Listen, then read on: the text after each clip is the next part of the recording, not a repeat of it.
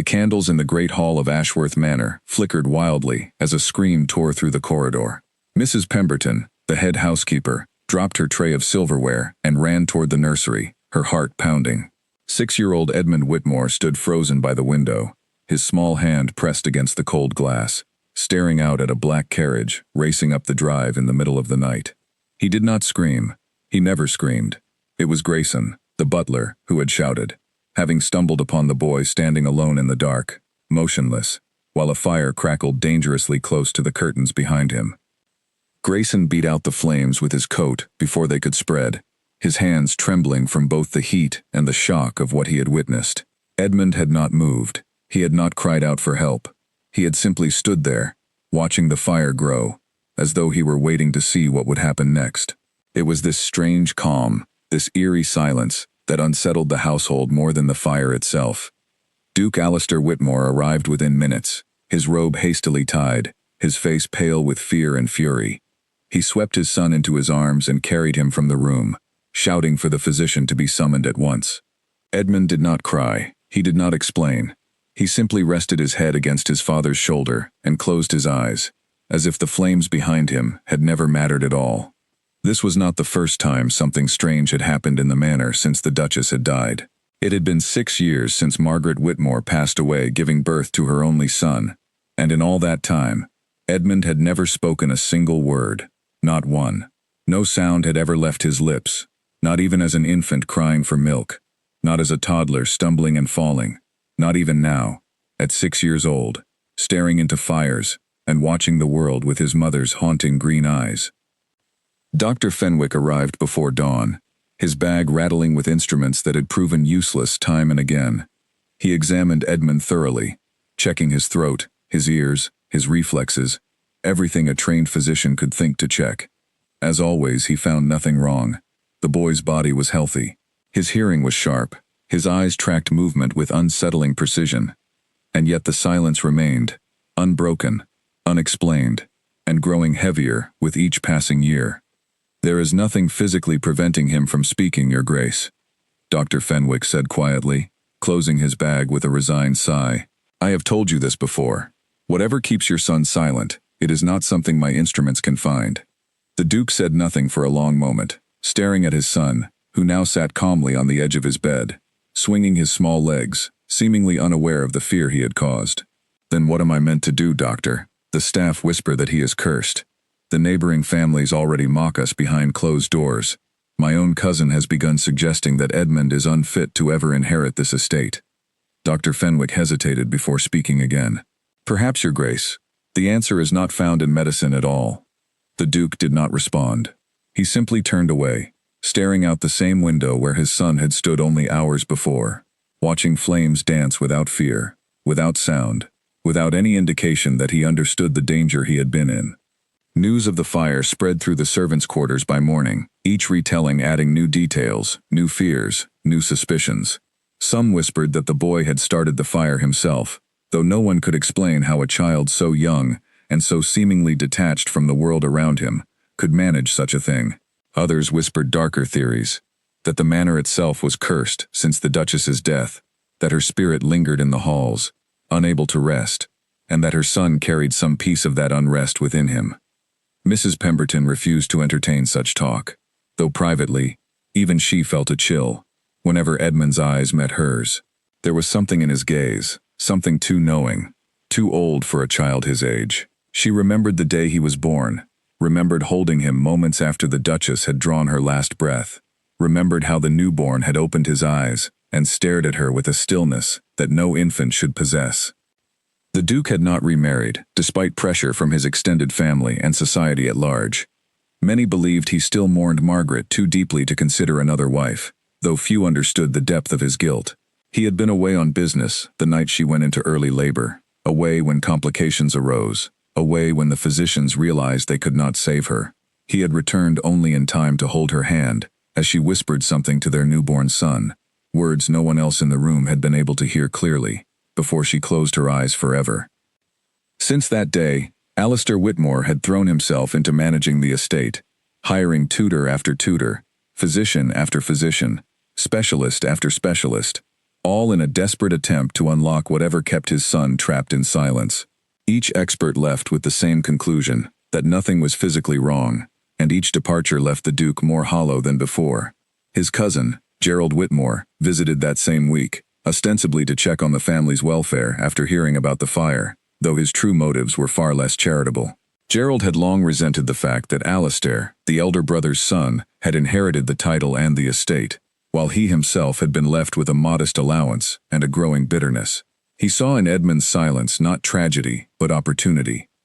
"You cannot possibly intend to let him inherit," Gerald said over dinner, his voice low enough that the servants would not overhear, though loud enough for the Duke to feel the weight of the accusation. "A boy who cannot speak, who nearly burned down the West Wing, who stares at people as though he does not know they are alive. The other families are already talking, Alastair. They say Ashworth's line has gone soft in the head."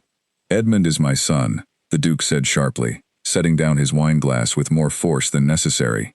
"He will inherit what is rightfully his, regardless of what idle gossip suggests." Gerald smiled thinly, the expression not quite reaching his eyes. Of course. I only worry for the estate's future. For your sake, and for Edmund's, perhaps it would be wise to consider a more permanent solution. There are institutions, Alastair. Places where children like him are cared for by people who understand these conditions far better than a household of frightened servants. The Duke's jaw tightened, but he said nothing further, and the subject was dropped for the evening, though it would not be forgotten. Gerald left that night with a satisfied smile, already composing letters in his mind to acquaintances who might help him build a case. Quietly, patiently, for why young Edmund Whitmore should never sit at the head of Ashworth Manor. Meanwhile, upstairs, Edmund sat alone in his nursery, staring at a small wooden music box that had once belonged to his mother. He had found it months ago, tucked away in a drawer no one had thought to check, and though he could not open it himself, he often sat holding it, running his small fingers along its carved edges, as though it held some secret only he could sense. That night, as the manor settled into an uneasy quiet, Edmund pressed his ear against the box, listening to nothing at all, since it had long since stopped working. But in his own mind, in whatever silent world he inhabited, he seemed to hear something, a melody perhaps, a memory of a voice he had never truly known, but somehow still carried within him. Grayson found him there, past midnight, curled up on the floor beside his bed, the music box clutched tightly against his chest. The old butler lifted the boy gently, careful not to wake him, and could not help but wonder, as he had wondered so many times before, what thoughts moved behind those quiet green eyes, and whether the boy understood far more about his mother, about the fire, about the whispers that followed him through every hallway of the manor, than anyone dared to imagine. The following morning brought an unexpected visitor, a young woman named Eleanor Hale, who arrived at the gates of Ashworth Manor with a single trunk and a letter of recommendation from a distant relation of the Duke. She had been sent to interview for the position of governess, a position that had been vacant for nearly a year, ever since the previous tutor had resigned abruptly, citing reasons she refused to disclose to anyone who asked. Eleanor was not like the governesses who had come before her. She had trained not only in traditional subjects, but had also spent several years working with children who struggled to communicate in conventional ways, children who had been dismissed by other institutions as difficult, slow, or beyond help. She had a quiet confidence about her, a patience that seemed to radiate from her very presence, and when she was led into the nursery to meet Edmund for the first time, she did not rush toward him, did not speak loudly, or make sudden movements, as so many others had done before. She simply sat down on the floor a short distance away, folded her hands in her lap, and waited. Edmund, who had been sitting by the window as he so often did, turned his head slightly to observe her.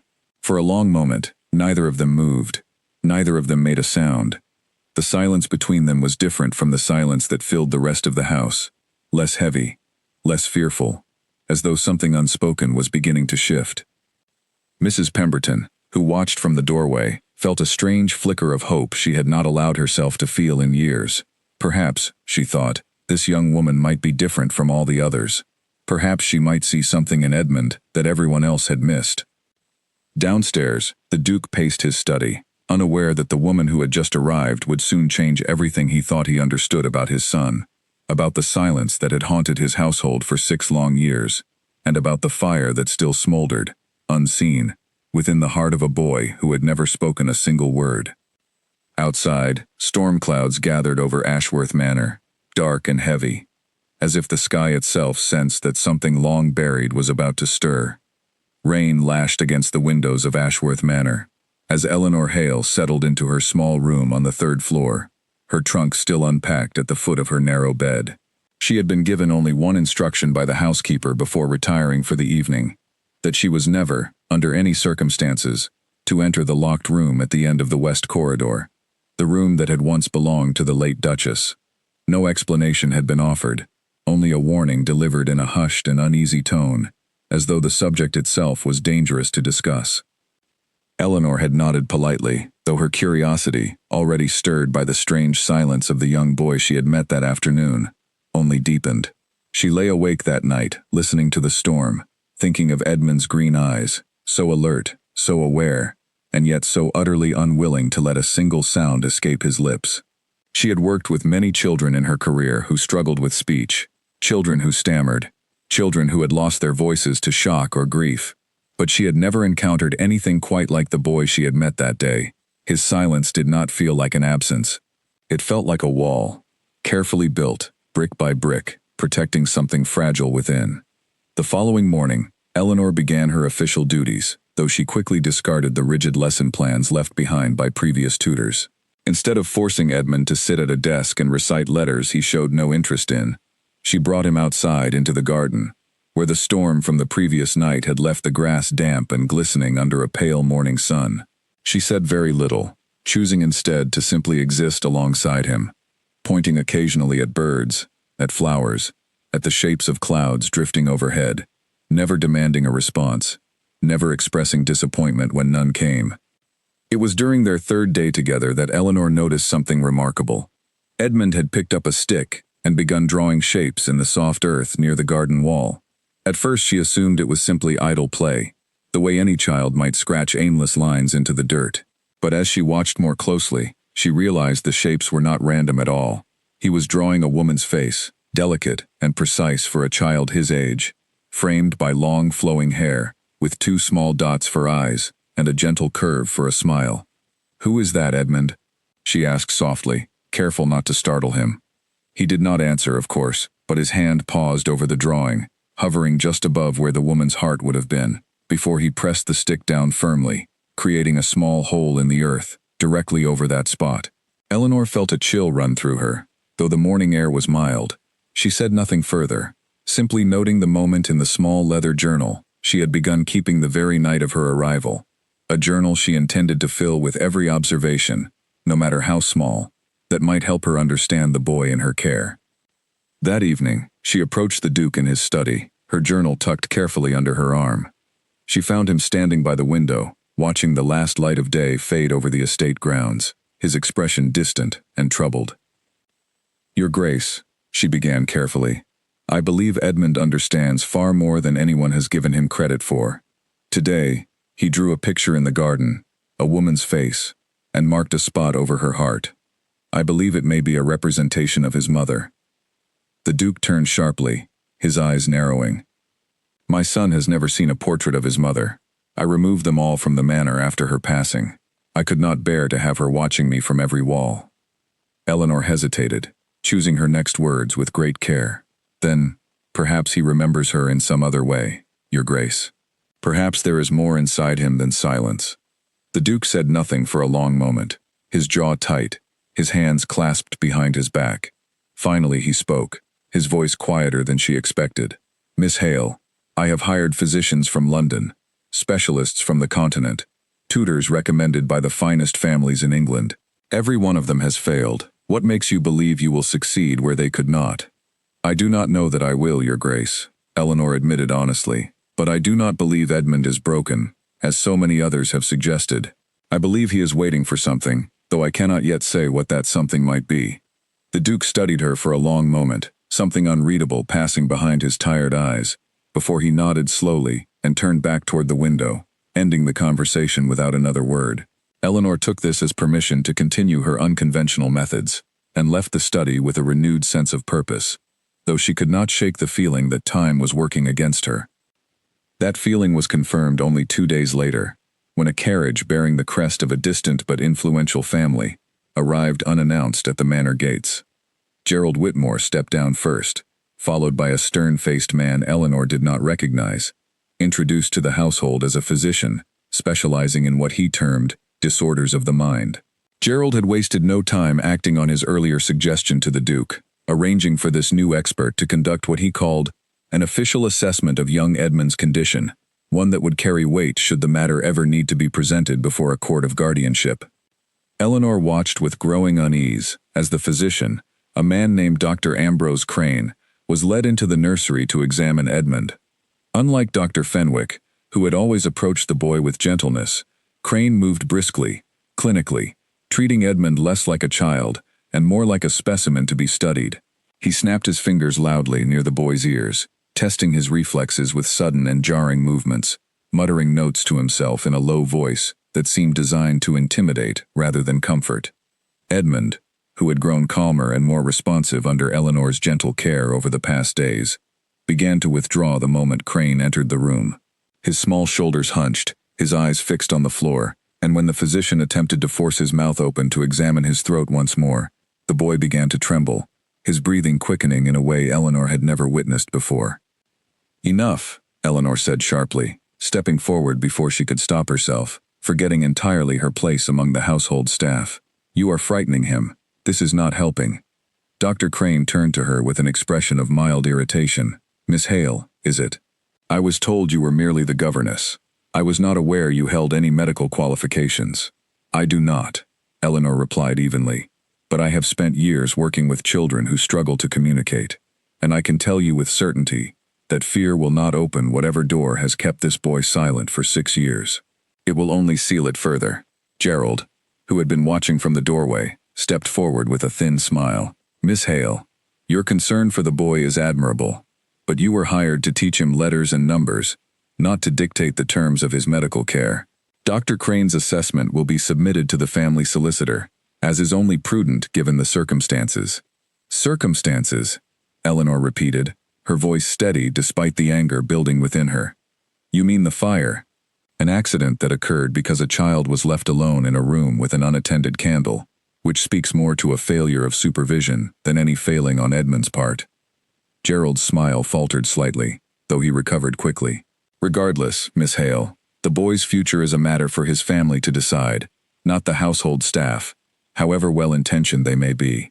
The examination concluded shortly after, with Dr. Crane departing the nursery in a foul mood, his notes hastily scribbled, and his conclusions, Eleanor suspected, already decided, before he had ever set foot in the manor. She knelt beside Edmund once the room had emptied, finding him curled against the wall, his small body still trembling, his eyes wet though no tears fell.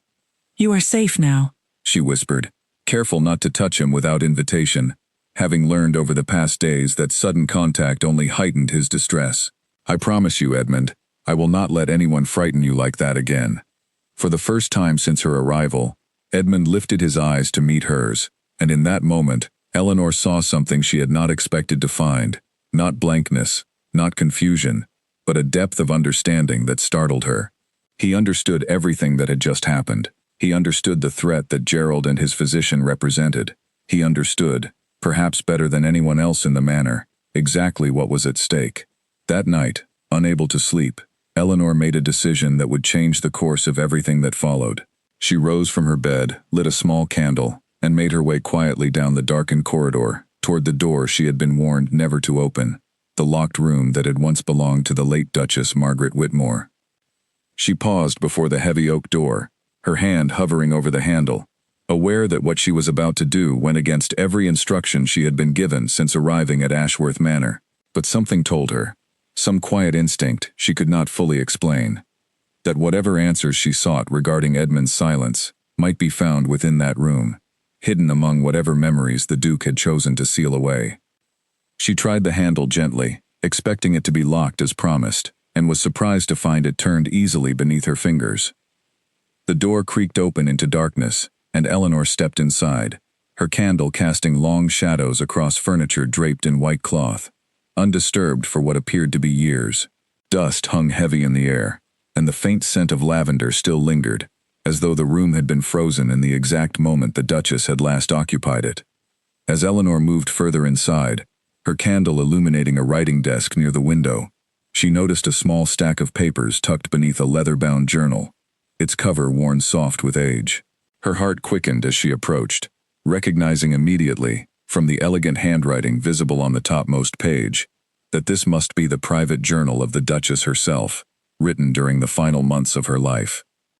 Eleanor hesitated only a moment before lifting the journal from its resting place, aware that whatever secrets it contained might finally begin to explain the silence that had haunted this family for 6 long years, and the storm that even now seemed to be building, unseen, just beyond the manor walls. Eleanor carried the journal back to her room with trembling hands, her candle nearly burning down to its stub by the time she finally sat upon her bed to read. She knew she had trespassed somewhere she should not have gone, and yet she could not bring herself to feel regret, not when the pages before her seemed to hold the key to everything the household had failed to understand about young Edmund. The handwriting was elegant but hurried in places, as though the Duchess had often written late at night, exhausted, yet unwilling to let her thoughts go unrecorded. The early entries spoke of joy, of anticipation, of a woman eagerly awaiting the arrival of her first child. Margaret had written lovingly of her husband, of the modest happiness she had found within the walls of Ashworth Manor, despite the pressures of her new title, and of the small kicks and movements she felt as her pregnancy progressed. But as Eleanor turned the pages further, the tone of the entries began to shift. Margaret wrote increasingly of a growing unease, a sense that something was wrong, though the physicians of the time could find nothing amiss. She described vivid dreams in which she stood at the edge of a great darkness, calling out to someone she could not see, her voice swallowed entirely by silence, no matter how loudly she cried. She wrote of waking from these dreams in tears, unable to explain to her husband the fear that gripped her, unwilling to worry him further, given how much he already fretted over her condition. One entry, dated only weeks before Edmund's birth, struck Eleanor with particular force. Margaret had written of a promise she intended to make to her unborn child, a promise she hoped would protect him from whatever darkness she sensed approaching. She had written the words of a lullaby, one her own mother had sung to her as a girl, and beneath the verses she had added a single line that made Eleanor's breath catch in her throat. She had written that if anything should happen to her, she hoped her son would carry the song within him, and that one day, when he was ready, he would find his way back to his own voice through its melody. Eleanor read the entry 3 times before setting the journal down, her mind racing with the implications of what she had just discovered. Could it be possible that Edmund's silence was not merely a medical mystery or a psychological wound, but something far more deliberate, a choice made unconsciously by a boy who had somehow absorbed his mother's final wishes even before he had taken his first breath? She knew such a theory would sound absurd to any rational person, and yet she could not deny the strange coincidence of Edmund's drawing, the woman's face with a mark over her heart, appearing only days after Eleanor's arrival, as though something within the boy had begun to stir the moment someone finally took the time to truly see him. The following morning, Eleanor returned to the nursery with renewed determination, the journal safely hidden among her own belongings. She found Edmund sitting by the window as always, his small fingers tracing patterns on the glass. Rather than beginning with letters or numbers, she pulled a chair close to his and began to hum softly, a tune she had memorized from the pages of the journal the night before, careful to keep her voice gentle and unobtrusive. Edmund's fingers stilled against the glass. He did not turn to look at her immediately, but Eleanor noticed a subtle change in his posture, a stillness that felt different from his usual detachment, as though he were listening intently, despite giving no outward sign of it. She continued humming, softly repeating the melody several times, watching him carefully for any further reaction. After several minutes, Edmund slowly turned his head, his green eyes meeting hers with an intensity she had not seen before. For the briefest moment, his lips parted, as though he intended to speak, but no sound emerged. Still, Eleanor felt a surge of hope rush through her, stronger than anything she had felt since arriving at Ashworth Manor. Whatever door had been sealed within this child, she was certain now that she had found the key. She did not mention the journal to the Duke immediately, unsure how he would react to learning she had entered his late wife's private chambers without permission. Instead, she continued her quiet work with Edmund over the following days, incorporating the lullaby into their lessons whenever she sensed he was calm and receptive. Careful never to force the moment, never to push too hard, remembering all too well how Dr. Crane's aggressive methods had only driven the boy further into himself. Word of Eleanor's unconventional methods soon reached Gerald Whitmore, who had taken to visiting the manor with increasing frequency under the guise of concern for his cousin's well-being, though his true purpose remained singularly focused on building a case against Edmund's fitness to inherit. He cornered Eleanor one afternoon in the manor's long gallery, his expression carefully arranged into one of polite curiosity, though his eyes betrayed something colder. "I understand you have taken to singing to the boy," Gerald said, his tone light but pointed. "An interesting approach, Miss Hale, though I wonder what qualifications support such unusual methods." "Edmund responds to music in ways he does not respond to conventional lessons," Eleanor replied carefully, unwilling to reveal the true source of her inspiration. "I have found that patience and gentleness often achieve more than force ever could." Gerald studied her for a long moment, his smile never quite reaching his eyes. "Patience is a fine virtue, Miss Hale, but time is not infinite. Dr. Crane's report has already been submitted to the family solicitor. It suggests that Edmund's condition may worsen without proper institutional care that this household, however well-intentioned, simply cannot provide." Eleanor felt a cold weight settle in her stomach. Dr. Crane spent less than an hour with Edmund, and that hour was spent terrifying him rather than understanding him. "I hardly think his conclusions can be trusted." "Perhaps not," Gerald replied smoothly. "But a solicitor concerned with the future stability of a great estate may find such conclusions persuasive nonetheless, particularly when weighed against the alternative of a silent heir, whose behavior grows increasingly unpredictable. The fire, Miss Hale. Do not forget the fire." He left her standing alone in the gallery, the weight of his implications settling heavily upon her shoulders. She understood now, with sudden and unsettling clarity, that Gerald was not merely concerned about Edmund's welfare. He was actively working to have the boy declared unfit, to seize control of the estate for himself, and every day that Edmund remained silent only strengthened his case. That evening, Eleanor sought out the Duke once more, finding him in his study, poring over correspondence from the family solicitor, his expression grim.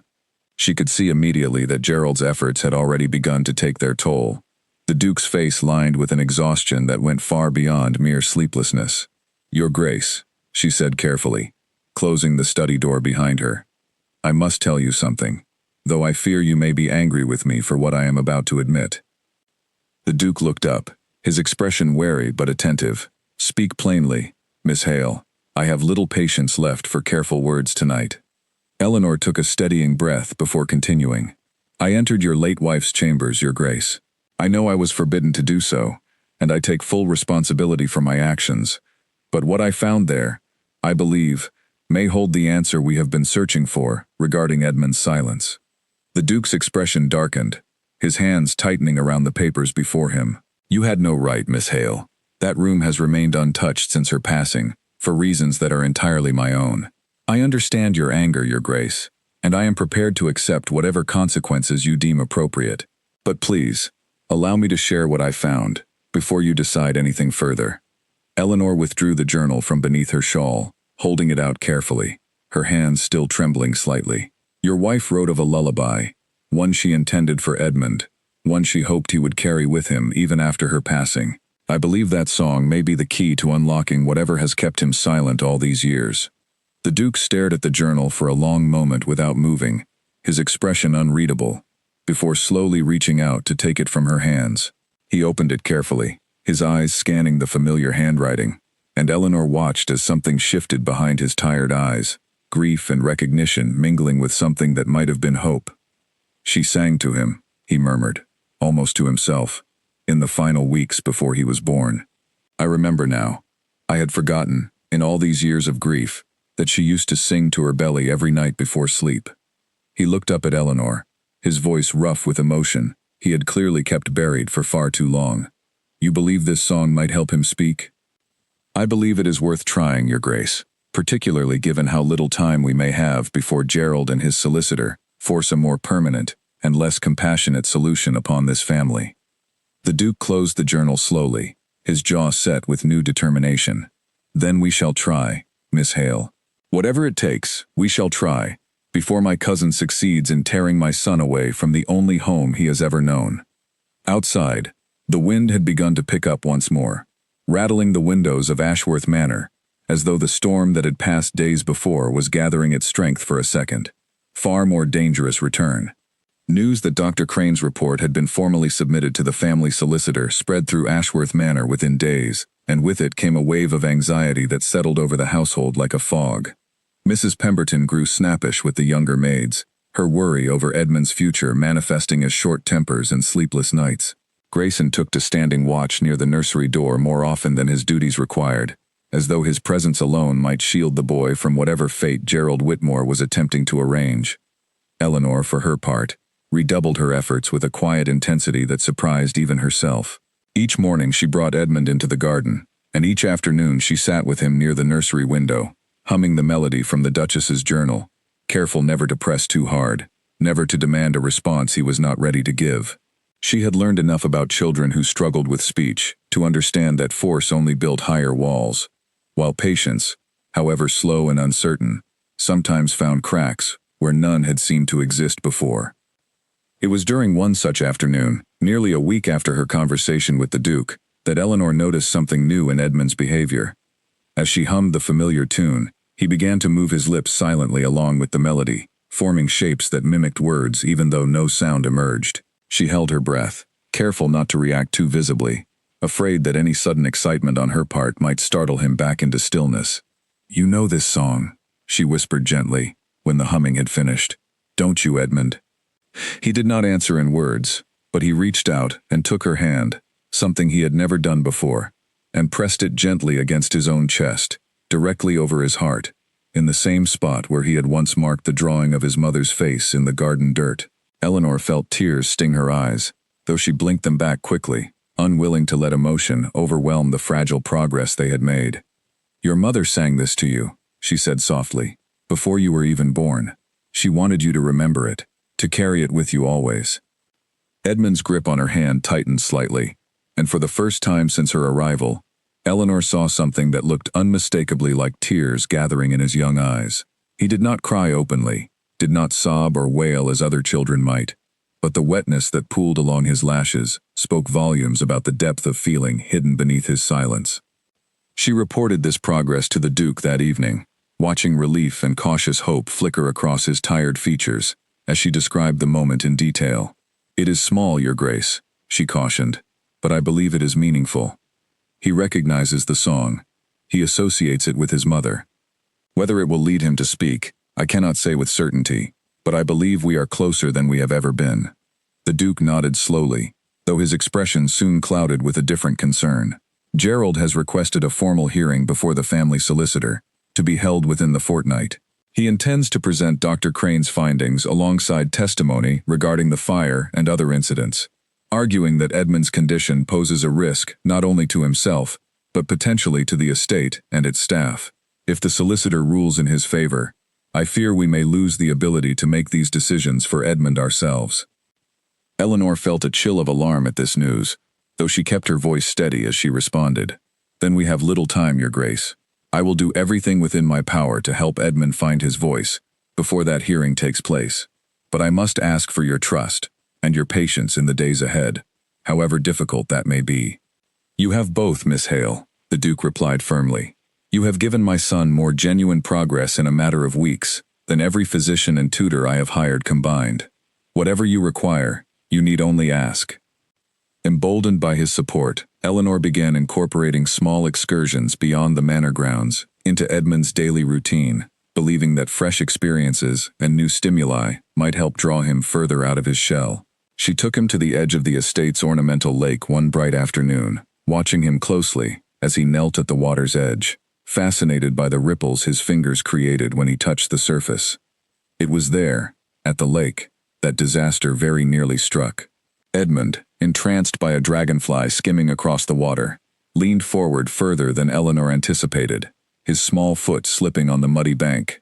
Before she could react, he tumbled into the water with a splash, disappearing beneath the surface for one heart-stopping moment that felt to Eleanor like an eternity.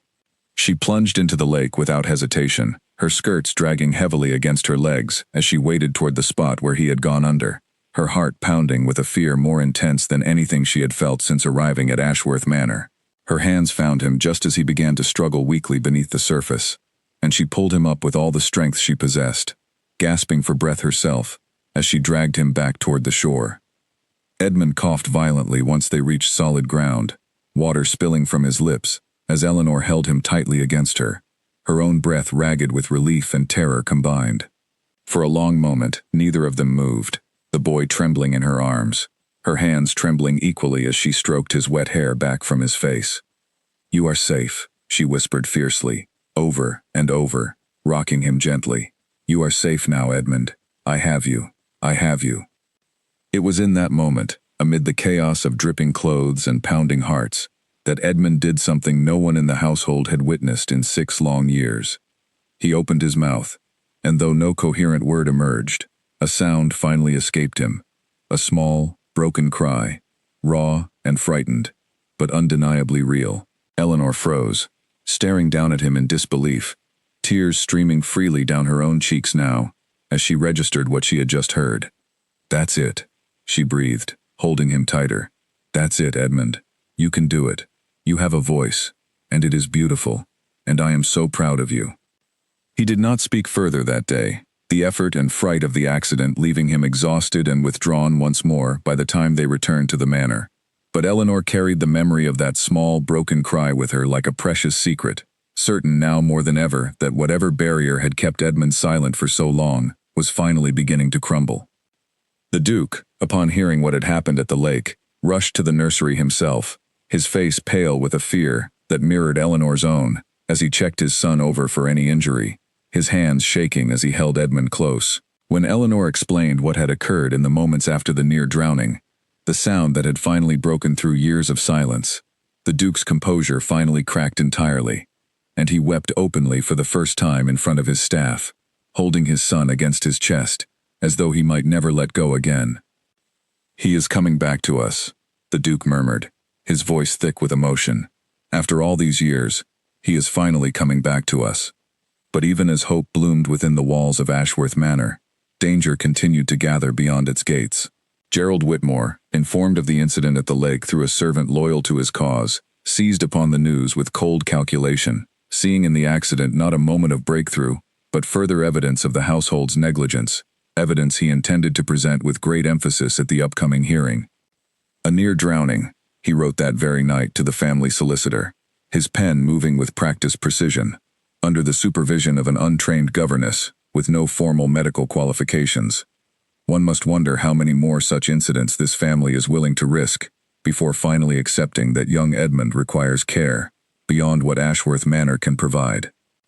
The letter was sealed and sent before dawn, setting into motion events that would soon force the entire household toward a reckoning none of them could yet foresee, a confrontation that would take place not in quiet corridors or private studies, but before the eyes of all society, at an event already being planned to demonstrate, once and for all, the stability and strength of the Whitmore family name. The letter from Gerald reached the family solicitor, a careful and measured man named Mr. Holbrook, on a gray morning that matched the mood settling over Ashworth Manor. Holbrook had served the Whitmore family for over 20 years, first under the Duke's own father, and he approached the growing dispute between cousins with the weary caution of a man who had seen ambition disguise itself as concern many times before. Still, he could not ignore the mounting evidence being presented against young Edmund's continued care within the household, however much his personal sympathies leaned toward the Duke. He arrived at the manor himself 2 days later, requesting a private audience with the Duke to discuss the matter directly, rather than allowing it to escalate further through written correspondence alone.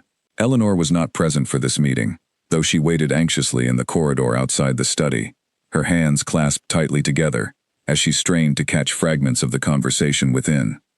"I do not doubt your affection for your son, Your Grace," Holbrook was saying, his voice measured but firm, "but I must consider the interests of the estate as a whole. Your cousin has presented a formal request for a hearing, supported by a physician's assessment and testimony regarding 2 separate incidents, the fire and now this near drowning. I cannot dismiss such a request without proper consideration. regardless of my personal feelings on the matter. And what would such a hearing entail? The Duke asked, his voice tight with barely controlled frustration. A formal assessment before witnesses, Your Grace, conducted at a time and place we would determine together. Testimony would be heard from relevant parties, the physician's report reviewed, and a determination made regarding young Edmund's fitness to eventually inherit the estate, or whether alternative arrangements ought to be considered in the meantime for his care and education. The Duke was silent for a long moment before responding. And if I were to demonstrate, before that hearing takes place, that my son is capable of far more than my cousin's report suggests? If I could show that he is not the broken, dangerous creature Gerald wishes to paint him as? Holbrook considered this carefully. Such a demonstration, if convincing enough, might indeed persuade me to dismiss your cousin's request entirely, Your Grace, though I would caution you against staking too much on a single moment. These matters are rarely resolved so simply. Eleanor, listening from the corridor, felt her heart race with a mixture of hope and dread. She understood immediately what the Duke intended, even before he voiced the plan aloud later that evening, when he finally emerged from his study and found her waiting. "The harvest ball," he said without preamble, his eyes bright with a determination she had not seen in him before. "It is held every year at Ashworth Manor, drawing families from across the county. Gerald will be in attendance, as will Holbrook and several members of the local gentry whose opinions carry weight in matters such as these. If Edmund could demonstrate even the smallest sign of progress before that gathering, it might be enough to silence my cousin's accusations once and for all." Eleanor felt a flutter of unease at the suggestion. "Your Grace, a ballroom full of strangers, the noise, the crowds, it is precisely the kind of environment that overwhelms Edmund most. I worry that such an event might do more harm than good." "I understand your concern," the Duke replied, "but consider the alternative, Miss Hale. If we do nothing, if we simply wait for Gerald's hearing to proceed on his terms alone, we hand him every advantage. At least at the ball, we control the setting to some degree. We choose when and how Edmund is presented." Eleanor considered this for a long moment, before nodding slowly. "Then we must prepare him carefully, Your Grace. If we intend to bring him into such an environment, we cannot simply hope for the best. We must give him every tool possible to feel safe, even amid so much noise and unfamiliarity." Over the following days, Eleanor worked tirelessly to prepare Edmund for the challenge ahead, though she was careful never to frame it in terms of pressure or expectation, understanding all too well how such framing might undo the fragile progress they had achieved. Instead, she introduced him gradually to louder sounds, playing music softly at first and increasing the volume incrementally over successive days, watching closely for any signs of distress and adjusting accordingly. She also continued singing the lullaby from his mother's journal each evening before bed, and slowly, over the course of that week, she noticed Edmund beginning to hum along more confidently, his small voice still wordless, but growing steadily more present, more willing to be heard. Gerald, meanwhile, continued his own preparations, though his methods were considerably less gentle. He arranged for Dr. Crane to attend the harvest ball as well, ostensibly as a family friend, though his true purpose was to observe Edmund's behavior firsthand and provide additional testimony should the hearing proceed as planned. He also took care to spread quiet word among the attending families regarding the fire and the near drowning, careful never to state anything so bluntly as an accusation, but planting seeds of doubt and concern that he knew would blossom into whispered conversation the moment Edmund appeared in public. Mrs. Pemberton, sensing the mounting tension within the household, took it upon herself to ensure that every detail of the ball's preparation proceeded flawlessly, believing perhaps that a perfectly executed evening might counterbalance whatever doubts Gerald sought to sow among the guests. She oversaw the polishing of silver, the arrangement of flowers, the preparation of the grand ballroom, with an intensity that left the younger staff exhausted, but the manor itself gleaming with an elegance it had not displayed since before the Duchess's passing. Grayson, for his part, quietly ensured that Edmund's favorite corners of the manor, the garden bench where he liked to sit, the nursery window overlooking the drive, remained accessible and calm throughout the preparations, understanding instinctively that the boy would need places of refuge should the noise and activity of the ball grow overwhelming. 3 days before the event, disaster nearly struck once more, when a maid, distracted by the flurry of preparations, left a tray of candles unattended near the corridor outside Edmund's nursery. Grayson discovered the oversight just in time, extinguishing the flames before any harm could come to the boy. Though the incident left the entire household rattled, aware of how easily another accident might hand Gerald exactly the evidence he needed to strengthen his case, beyond any hope of refutation. Eleanor, informed of the near miss, found herself increasingly anxious as the day of the harvest ball approached. She sat with Edmund each evening, singing softly, watching him closely for any sign that the mounting pressure of the household was affecting his fragile progress. To her relief, he seemed to grow calmer, rather than more distressed, as the days passed, his small voice humming more confidently, along with the familiar melody, his eyes meeting hers with increasing frequency and warmth. "You are so brave," she told him one evening, brushing his hair back from his forehead as he drifted toward sleep. "Braver than anyone in this entire household realizes. Whatever happens at the ball, Edmund, know that I believe in you completely." He did not respond in words, but he reached for her hand once more, pressing it gently against his chest, as he had done before, over the steady beat of his heart, and Eleanor felt, in that quiet gesture, a promise passing between them, unspoken, but unmistakably real. Outside the manor walls, preparations for the harvest ball continued at a feverish pace. Carriages already beginning to arrive from neighboring estates bearing families, eager for an evening of music, dancing, and the particular thrill of witnessing, firsthand, whatever unfolded regarding the silent heir of Ashworth Manor, whose fate, many suspected, might well be decided before the night was through. The morning of the harvest ball arrived with a crispness in the air that seemed to promise clear skies for the evening ahead, though the atmosphere within Ashworth Manor remained thick with tension, despite the pleasant weather. Eleanor woke before dawn, unable to sleep further, her mind circling endlessly around the hours that lay before them, and the enormous weight resting upon a single evening's outcome. She found Edmund already awake when she entered the nursery, sitting by his window as always, watching the first light of morning spread across the estate grounds. He turned to look at her as she entered, and Eleanor was struck, not for the first time, by how much older his eyes seemed than his 6 years should allow, as though he carried within him not only his own thoughts, but some fragment of understanding, passed down from the mother he had never truly known. "Today is an important day," she told him gently, kneeling beside his chair. "There will be many people here tonight, more than you have ever seen gathered in one place before. It may feel overwhelming, and if it does, I want you to remember that you can always find me, or your father, or even Grayson, if you need a quiet place away from the noise. No one will force you to do anything you are not ready for."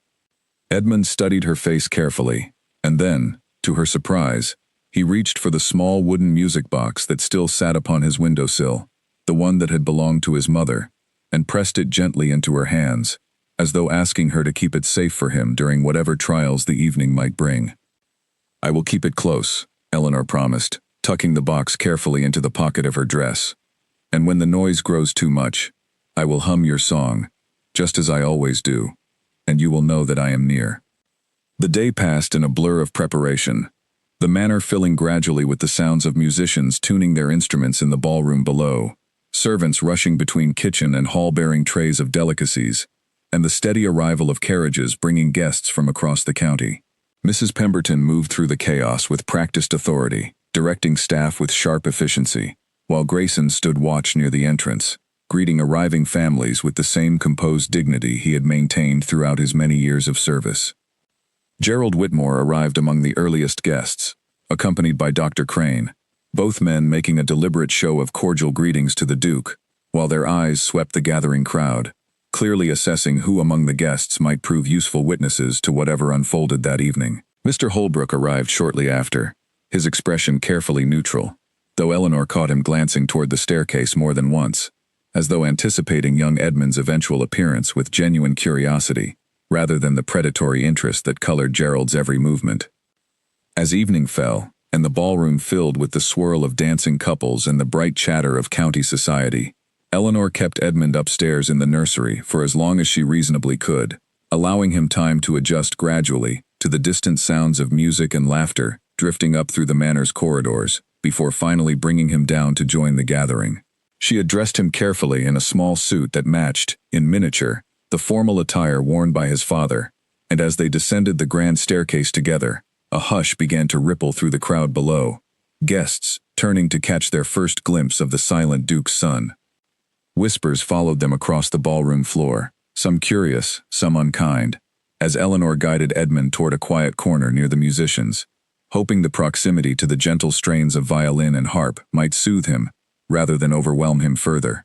For a time, it seemed her strategy might succeed, Edmund standing calmly beside her, his small hand tucked into hers, observing the swirling colors of the dancers with an expression of careful, quiet interest rather than distress. But as the evening wore on and the crowd grew larger, the noise inevitably intensified. A group of children, guests of the visiting families, began playing a boisterous game near the refreshment tables, their laughter sharp and sudden, and somewhere across the room, a servant dropped a tray of glasses with a resounding crash that echoed through the hall. Edmund flinched violently at the sound, his grip on Eleanor's hand tightening painfully as his breathing quickened, his eyes darting wildly across the crowded room in search of an escape that was not immediately apparent. Gerald, watching from across the ballroom with Dr. Crane at his side, allowed a small, satisfied smile to cross his features as he observed the boy's growing distress. He leaned toward Holbrook, who stood nearby, and murmured something Eleanor could not hear, though she suspected, with a sinking heart, exactly what argument he was pressing home. "We should step outside for a moment," Eleanor said quickly, crouching to Edmund's level despite the impropriety of doing so, in full view of the gathered guests. "Just a moment of quiet, and then we shall return when you feel ready." But before she could guide him toward the side doors leading to the garden terrace, a sudden commotion erupted near the ballroom entrance. A servant, breathless and pale, rushed through the crowd toward the Duke, whispering urgently that a fire had broken out in the manor's east wing, likely sparked by an overturned lamp left too close to the decorative garlands hung for the occasion. Panic rippled instantly through the assembled guests, several women crying out in alarm as smoke began to drift faintly into the ballroom itself, and the orderly elegance of the evening dissolved rapidly into chaos.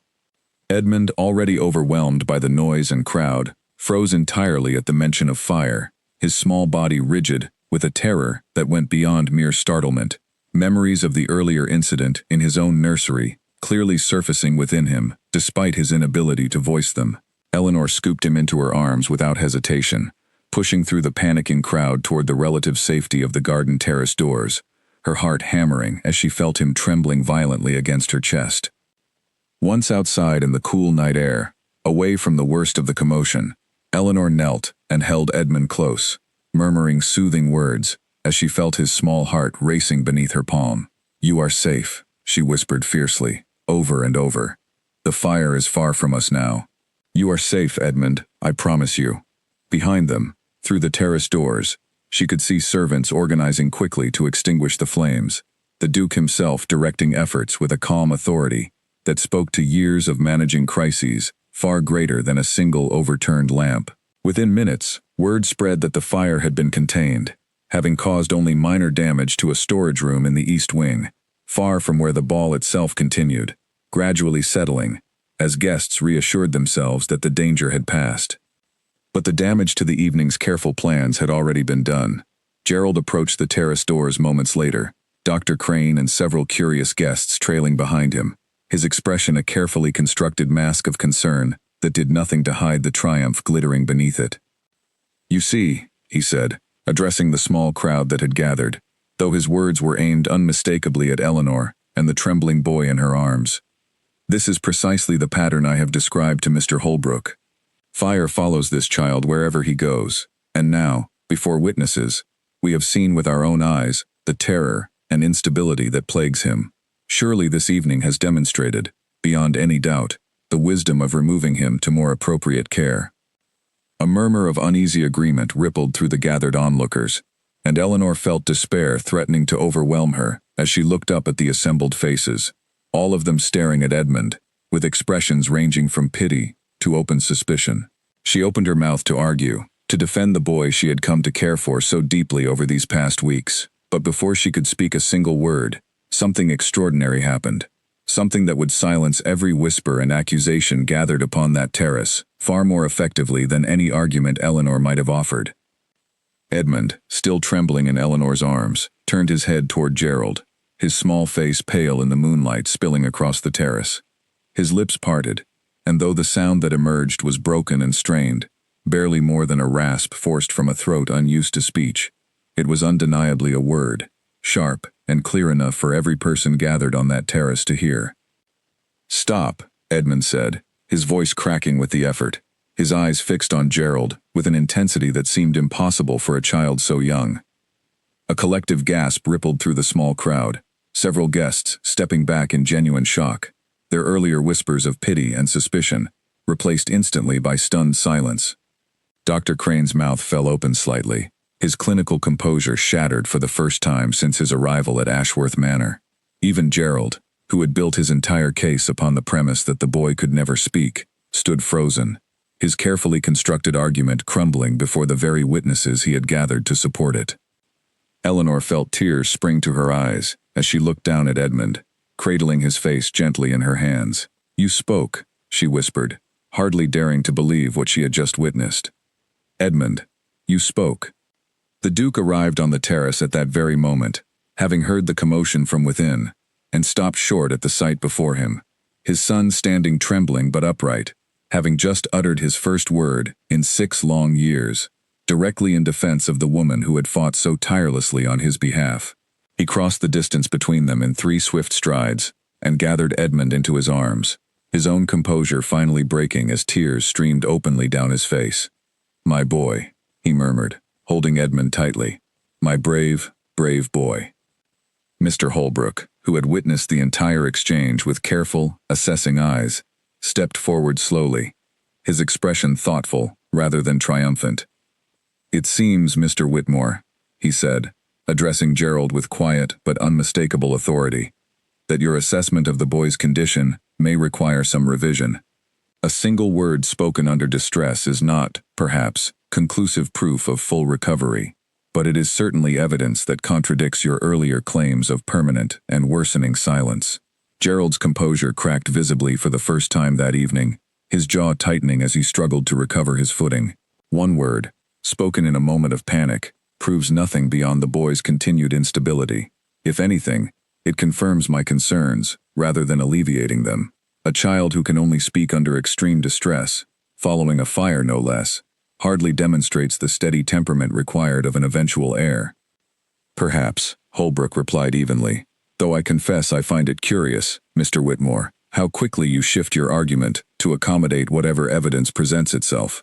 I shall need to consider this new development carefully before the hearing proceeds. I would not wish to rush to judgment on either side of this matter." The gathered guests began to disperse slowly as the immediate drama subsided, murmurs of astonishment following them back into the ballroom, where news of the boy's first word spread rapidly among those who had not personally witnessed the event. By the time the evening finally drew to a close, the entire county seemed to know that the silent Duke's son had spoken at last, though the circumstances and meaning of that single word remained the subject of eager speculation among the departing carriages. Later that night, once the last guests had gone, and the manor had settled into an exhausted quiet, Eleanor sat with the Duke in his study, both of them still processing the extraordinary events of the evening. Edmund slept peacefully upstairs, exhausted by the emotional weight of the day, watched over carefully by Grayson, who had insisted on personally standing guard outside the nursery door. "One word," the Duke murmured, staring into the fire crackling in the hearth. "After 6 years of silence, one single word, and it was spoken to protect you, Miss Hale, not merely to express his own distress." "He has grown to trust me," Eleanor said quietly, "though I believe the true credit belongs to your late wife, Your Grace." Whatever she wrote in that journal, whatever promise she made before he was born, I believe it has been guiding him all along, waiting for the right moment to finally break through. The Duke was silent for a long moment before speaking again. "Gerald will not give up so easily, Miss Hale. Tonight's events may have weakened his position, but they have not destroyed it entirely. He will regroup, and I fear he will find some new angle to press his case before Holbrook grants his formal hearing."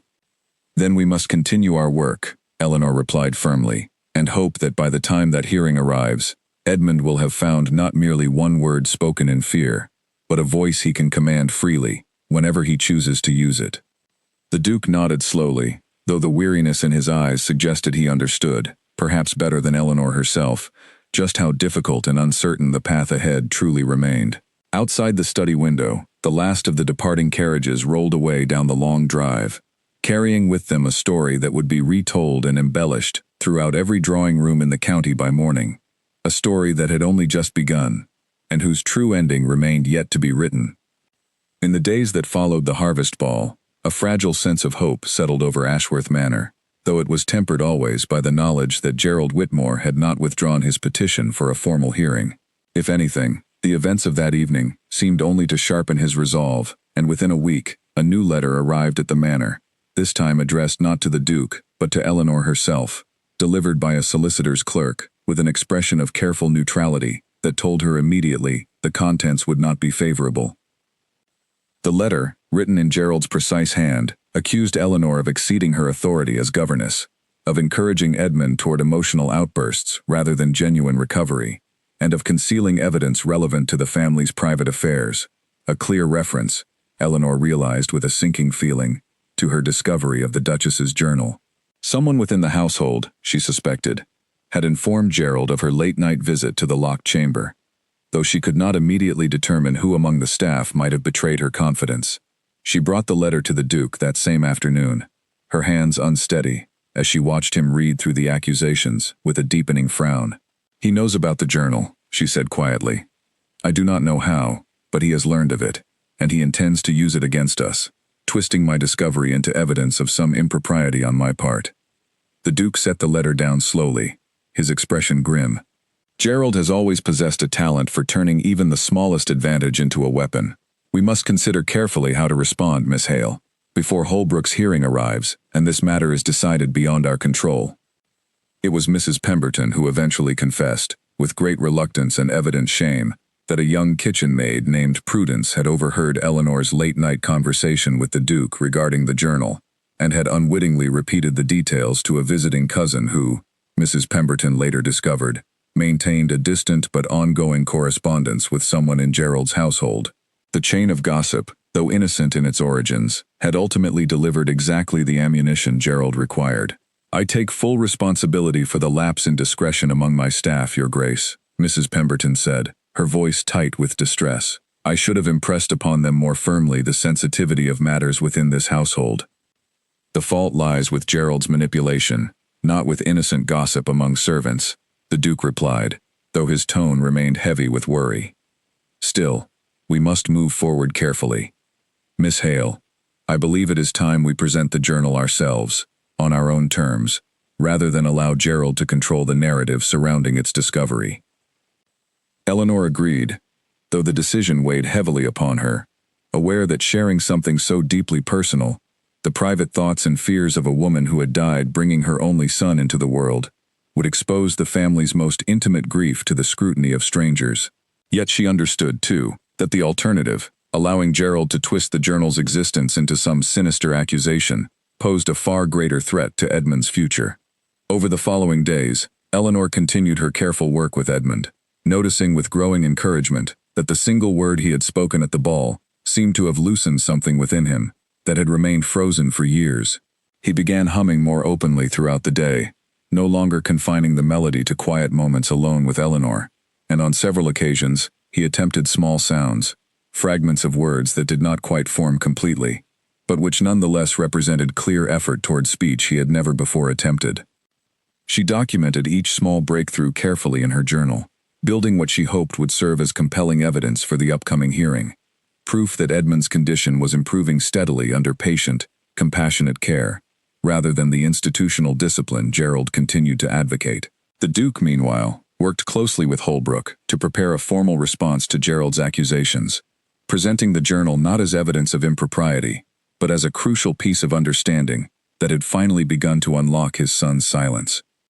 Holbrook, for his part, appeared increasingly skeptical of Gerald's continued insistence, particularly after witnessing firsthand the boy's spoken word at the ball, yet he remained bound by his professional obligation to weigh all evidence fairly, and he cautioned both the Duke and Eleanor that the hearing, now scheduled to take place within a fortnight, would require careful and thorough preparation if they hoped to secure a favorable outcome.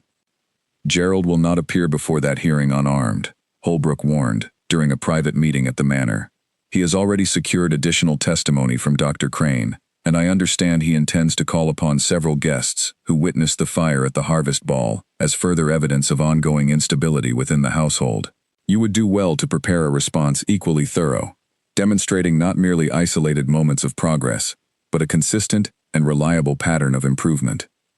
Eleanor took this warning seriously, redoubling her efforts to document every small sign of progress Edmund displayed, while also working closely with the Duke to prepare a full accounting of the safety measures implemented since the earlier fire, intended to counter any suggestion that the household remained careless or ill-equipped to manage Edmund's needs. Yet even as preparations for the hearing intensified, an unexpected complication arose that threatened to undermine everything they had worked so carefully to build. Dr. Fenwick, the family's longtime physician, who had always supported the Duke's efforts to care for Edmund within the household, fell suddenly and seriously ill, leaving the family without their most trusted medical advocate at precisely the moment his testimony would prove most valuable before the hearing. Gerald, learning of Fenwick's illness through his network of informants, seized upon the opportunity with characteristic swiftness, arranging for Dr. Crane to be presented not merely as an independent assessor, but as the sole medical authority available to offer testimony regarding Edmund's condition, a development that threatened to tip the balance of the hearing decisively in his favor. "We cannot allow Crane's testimony to stand unchallenged," the Duke said grimly, upon learning of this latest maneuver. "We must find another physician, one willing to examine Edmund fairly and testify to his genuine progress, before Gerald succeeds in monopolizing the medical narrative entirely." Eleanor, recalling conversations she had once had during her training regarding children who struggled with speech, suggested a specialist she had corresponded with in the past, a physician named Dr. Alcott, who had built his reputation studying precisely the kind of condition Edmund displayed, and who might prove both credible and sympathetic before the hearing. A letter was dispatched immediately, urgent and pleading, requesting his presence at Ashworth Manor before the fortnight elapsed, though whether he would arrive in time or agree to testify at all remained an uncertainty that hung over the household like a shadow, deepening with each passing day as the hearing drew ever closer. Dr. Alcott arrived at Ashworth Manor only 3 days before the scheduled hearing, having traveled through the night upon receiving Eleanor's urgent letter, his carriage rattling up the long drive just as the household began to fear he would not come at all. He was a slight, soft-spoken man with kind eyes and an unhurried manner that immediately put Eleanor at ease, so different from the brisk, clinical coldness that had characterized Dr. Crane's earlier visit. He spent an entire afternoon simply observing Edmund, much as Eleanor herself had done during her first days at the manor, refusing to rush the boy through any formal examination until he had built at least a small measure of trust. By the time evening arrived, he sat with the Duke and Eleanor in the study, his expression thoughtful as he shared his initial impressions. "Your son does not suffer from any deficiency of mind or understanding," Dr. Alcott said carefully. "Quite the opposite, in fact. I believe he comprehends a great deal more than most children his age, and his silence, rather than indicating incapacity, appears to stem from some deep emotional root, likely connected to the circumstances surrounding his mother's passing. The progress Miss Hale has documented, the humming, the single spoken word, these are not merely encouraging signs, Your Grace. They represent genuine and significant healing." "Will you testify to this before the hearing?" the Duke asked, hope evident in his voice for the first time in days. "I will," Dr. Alcott confirmed, "though I must caution you both that Dr. Crane will likely challenge my assessment vigorously. He has built something of a reputation, advocating for institutional care in cases such as this, and I suspect he will not appreciate having his conclusions publicly contradicted." The following 2 days passed in a blur of careful preparation, Eleanor rehearsing with the Duke exactly how they would present their evidence before Holbrook and the assembled witnesses, while Dr. Alcott conducted additional gentle assessments of Edmund, building a thorough record of the boy's genuine capabilities. Grayson and Mrs. Pemberton, meanwhile, ensured that every detail of the household's safety improvements since the earlier fire was meticulously documented, prepared to counter any suggestion of ongoing negligence. On the morning of the hearing itself, the manor's largest drawing room was arranged to accommodate the gathering, Holbrook seated at a central table with the necessary documents spread before him, while Gerald and Dr. Crane took their positions on one side of the room, and the Duke, Eleanor and Dr. Alcott arranged themselves on the other. Edmund sat quietly beside Eleanor, his small hand clutched tightly in hers, his eyes wide but steady as he took in the unfamiliar formality of the proceedings. Gerald spoke first, presenting his case with practiced precision, recounting the fire, the near drowning at the lake, and the panic that had gripped Edmund during the harvest ball, painting a picture of a household ill-equipped to manage a child whose emotional instability, he argued, posed genuine risk both to himself and to the estate's future. Dr. Crane followed, offering clinical testimony regarding his brief examination, describing Edmund's reactions in terms that made the boy sound fragile and unpredictable rather than simply frightened by unfamiliar and aggressive treatment. When it came time for their own response, the Duke spoke first, describing the improvements made to household safety, the careful supervision now maintained at all times, before yielding to Dr. Alcott, who presented his own assessment with quiet, measured authority, directly contradicting several of Dr. Crane's more alarming conclusions, and emphasizing instead the genuine progress Edmund had demonstrated since Eleanor's arrival.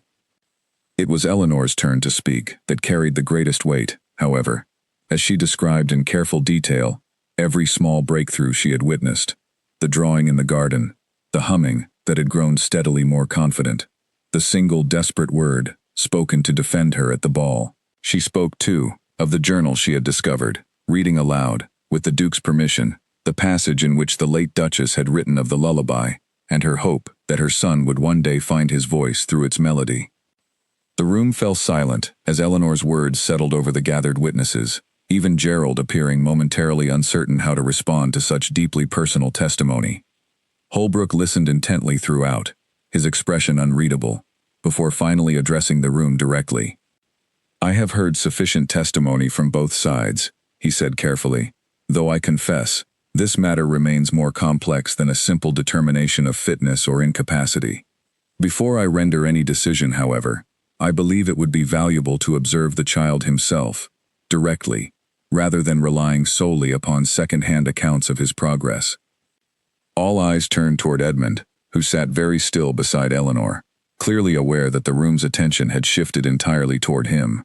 Eleanor felt her heart clench with worry, understanding the enormous pressure such direct scrutiny placed upon a boy who had spent his entire life avoiding exactly this kind of attention. "Edmund," Holbrook said gently, leaning forward slightly, his tone far kinder than Eleanor had expected from a man tasked with such a serious legal determination. "I understand this must feel very frightening, having so many people watching you. You need not speak if you do not wish to. I only ask that you know, whatever you choose to do or not do in this moment, it will not determine my final decision alone." Edmund looked first at Eleanor, then at his father, and finally, his gaze settled upon the small wooden music box that Eleanor had carried with her that morning, tucked carefully into her dress pocket, exactly as she had done every day since the ball. She withdrew it slowly and placed it gently into his hands, watching as his small fingers traced the familiar carvings along its edges. For a long moment, the room remained utterly silent, every witness holding their breath, waiting to see what the boy might do. And then, softly at first, but growing steadily stronger with each passing second, Edmund began to hum the melody from his mother's lullaby, the same tune Eleanor had sung to him countless times over the preceding weeks, his voice trembling but unmistakably present, filling the drawing room with a sound that many present had never expected to hear from him at all. Holbrook sat back slowly in his chair, his expression shifting into something that looked remarkably like quiet astonishment, while even Gerald, for all his careful preparation and cold ambition, found himself momentarily at a loss for words in the face of what he was witnessing. The melody filled the drawing room for what felt like an eternity, Edmund's small voice growing steadier with each passing note, until at last the humming faded into silence once more. Holbrook studied the boy for a long moment, clearly moved by what he had witnessed, before turning his attention back to the assembled parties, his expression thoughtful and measured. "This is remarkable progress," he said finally, "though I recognize that humming a melody, however moving, does not by itself resolve every concern raised regarding the boy's safety and well-being. I am inclined toward postponing any final determination, allowing further time to observe continued improvement, provided the household demonstrates the safety measures already described to my satisfaction." Gerald, sensing his carefully constructed case slipping away, rose from his seat with barely contained frustration. "Mr. Holbrook, with respect, a hummed tune proves nothing beyond what we already knew, that the boy responds to certain sounds. It does not address the fundamental question of whether he possesses the capacity to eventually manage the responsibilities of this estate." Before Holbrook could respond, however, Edmund did something that silenced every voice in the room at once. He rose slowly from his chair beside Eleanor, still clutching his mother's music box tightly against his chest, and walked with small, deliberate steps across the drawing room floor, past the startled faces of Dr. Crane and Gerald, until he stood directly before his father, who watched him with an expression of breathless anticipation. Edmund lifted his face toward the Duke, tears gathering along his lashes, his small chest rising and falling with visible effort as he struggled to form the words that had remained locked within him for 6 long years. The room held its breath collectively, no one daring to move or speak, understanding instinctively that they were witnessing a moment of profound and irreversible significance. "Mama," Edmund said, his voice clear and unmistakable this time, breaking through the silence that had defined his entire existence. "Mama sang to me." The Duke fell to his knees before his son, gathering him into his arms with a sob that shook his entire frame. 6 years of grief and hope and fear, finally breaking free all at once. Eleanor pressed her hand against her mouth, tears streaming freely down her own cheeks, while even Mrs. Pemberton, standing near the doorway, wept openly at the sight before her. Grayson bowed his head, overcome with emotion he made no effort to hide. Holbrook rose slowly from his seat, his own eyes suspiciously bright as he addressed the room. "I believe," he said, his voice thick with emotion he struggled to contain, "that I have witnessed sufficient evidence today to render my decision. Young Edmund Whitmore shall remain in the care of his father, at Ashworth Manor, under the continued guidance of Miss Hale and Dr. Alcott, whose methods have clearly achieved what 6 years of alternative treatment failed entirely to accomplish." Gerald stood frozen for a long moment, his ambitions crumbling visibly before him, before finally turning without another word and departing the drawing room, Dr. Crane following silently behind him, both men understanding that whatever case they had hoped to build had been utterly and completely dismantled by a single child's courage. The days that followed brought a transformation to Ashworth Manor, unlike anything the household had witnessed in years. Edmund, having finally broken through the silence that had bound him, began speaking more each day, hesitantly at first, single words growing gradually into short sentences, then longer conversations, as though the dam that had held back 6 years of unspoken thoughts had finally burst, releasing a flood of curiosity, questions, and simple childhood joy that had been suppressed for far too long. He asked his father countless questions about his mother, questions the Duke answered patiently and lovingly, sharing memories he had kept buried beneath his own grief, memories of her laughter, her kindness, the songs she used to sing while walking through the garden during the final months of her pregnancy. Together, father and son began the slow process of healing that had eluded them both for so many years, finally able to grieve openly, rather than in isolated, separate silence. Eleanor remained at the manor, her position as governess transformed into something far more significant than she had ever anticipated when she first arrived at the gates with nothing but a single trunk and a letter of recommendation. She continued working with Edmund each day, watching with quiet pride as he grew steadily more confident, more curious about the world around him, no longer trapped behind the invisible walls that had defined his earliest years. The Duke, for his part, found himself increasingly grateful not only for the remarkable progress Eleanor had brought to his son's life, but for the quiet strength and compassion she had demonstrated throughout the difficult weeks leading up to the hearing. Their conversations, once limited strictly to matters concerning Edmund's care, gradually expanded into something warmer, something neither of them had expected to find again after so many years of grief and isolation.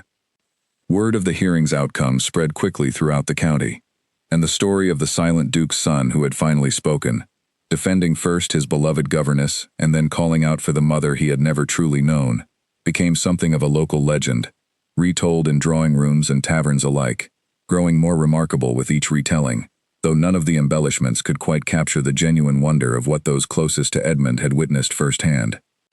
Months later, as autumn gave way to winter and the first snow began to fall across the grounds of Ashworth Manor, Edmund stood once more at his nursery window, though now he was rarely silent, often calling out to Eleanor or his father to come see some new discovery, some interesting shape formed by frost upon the glass, some bird perched upon a nearby branch.